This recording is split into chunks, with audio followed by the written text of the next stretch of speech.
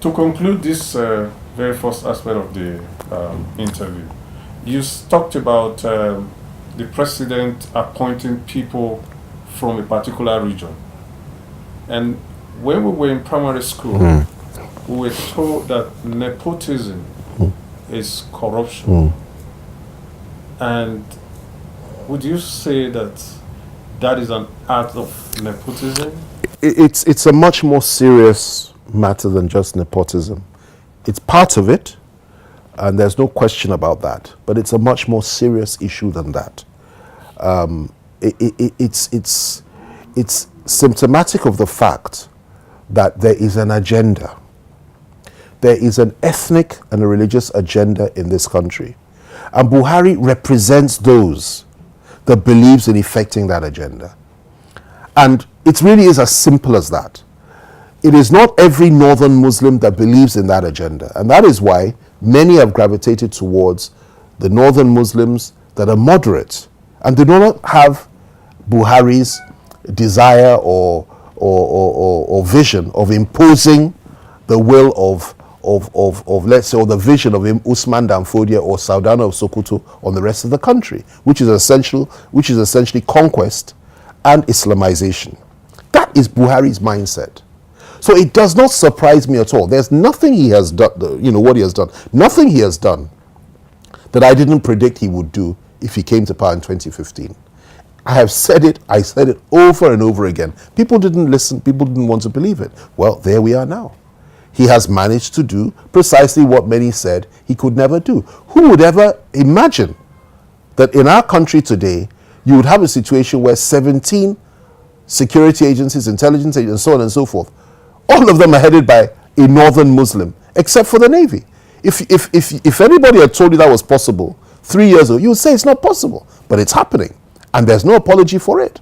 You wouldn't have believed it. They said apart from that, INEC is headed by a northern Muslim, that the National Population Commission is headed by a northern Muslim, TED Fund is headed by a northern Muslim, Minister of Internal Affairs, Minister of Defense, northern Muslims. You wouldn't have believed it. Every aspect of the judiciary, every aspect in terms of coercive agencies of government and security is headed by a northern Muslim today. You wouldn't have believed that 3-4 years ago. Now, if you still want to wallow in your disbelief, as many Nigerians appear to want to do, let Buhari come back. Let him spend about another year in power. Nigeria will be a very different place. A very different place.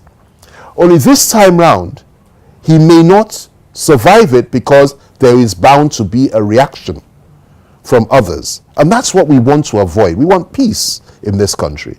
And in order to achieve peace, we must have justice and everybody must be treated as an equal. No hidden agendas, not even hidden, no open agendas. Look at the issue of the herdsmen. He has not moved against one. These people have committed genocide. Genocide. Not one has been arrested, not one has been jailed. Various state governments now put mechanisms in place to protect their people by passing anti-open grazing laws. He has condemned those laws. He has supported Mieti Allah. He has supported the Fulani herdsmen. They endorsed him just the other day. These are people that go from house to house, home to home, killing people, removing their hearts and their organs and for whatever it is they do, slaughtering people, raping women, and not just burning down homes. After they do all that, they now occupy the land. This has happened in Plateau, it has happened in Benue, it has happened in Adamawa, it has happened in virtually every state in the south. It has happened all over the Middle Belt. And somebody will tell us that there's nothing wrong with that.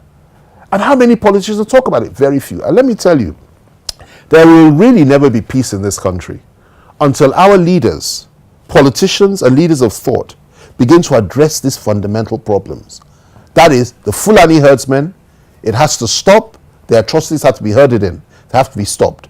And we have to ensure there's equity and justice, that Christians, Southerners and Middle Belters can no longer be treated as second-class citizens in this country or cannon fodder to be slaughtered at will. We will not accept it.